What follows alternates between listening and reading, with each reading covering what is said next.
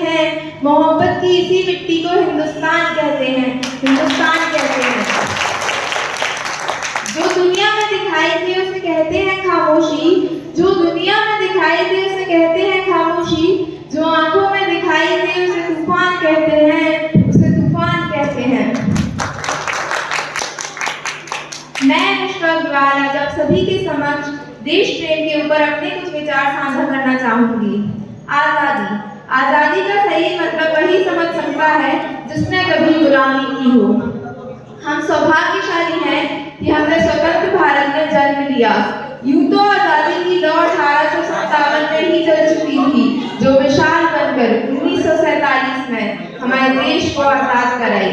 मैं प्राचीन वर्तमान काल के उदाहरणों से यह स्पष्ट करना चाहूंगी कि जब हम फिरंगियों के फेरों में फंस गए थे, जब हम फिरंगियों के फेरों में फंस गए थे, तब रंग में बसंती चूड़ा की एक आवाज पर टोलों के टोले उमड़ आते थे और वंदे मातरम के नारे से खून में आने वाला 5-5 डिग्री का तूफान अंग्रेजी शास्त्रों की जड़ों में तूफान ला देता था।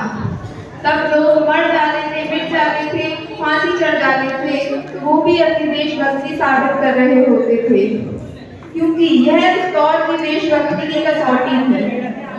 उसके बाद 62, 65 और 71 के युद्धों में अपना सुहाग गवा देने वाली औरत जब घर के हालात यह होते थे कि प्यार तो भरपूर गया, माँ का सिंदूर गया, प्यार तो भरपूर गया, माँ का सिंदूर गया, नन्हे नौनी निहारों की लंगोटियाँ चली गई, छोटी छोटी बेटियों की चोटियाँ चली गई।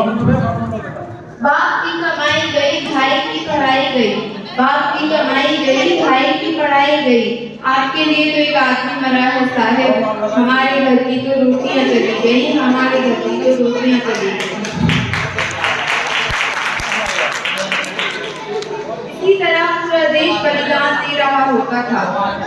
तब देश मर जाने को कहता था, तब देश लड़ जाने को कहता था, परंतु आज देश मर जाने को, लड़ जाने को, मिट जाने को नहीं कहता, बल्कि मेरे विचारों में अगर कोई व्यक्ति अपना काम पूरी ईमानदारी, पूरी मेहनत और पूरी लगन के साथ करता है तो वही सबसे बड़ा देशभक्त है। मैं नहीं मानती कि व्हाट्सएप और फेसबुक की डीपी को 3 रंग में रंग देना ही देशभक्ति है।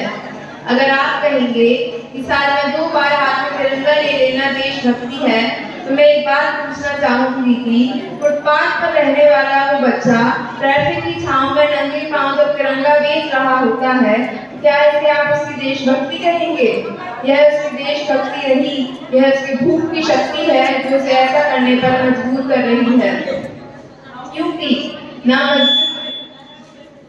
मस्जिद को जानते हैं, ना शिवालयों को जानते हैं, ना मस्जिद को जानते हैं, ना शिवालयों को जानते हैं। जो पेट के भूखे होते हैं ना, वो केवल भोजन के निवालों को जानते हैं, भोजन के निवालों को जानते हैं।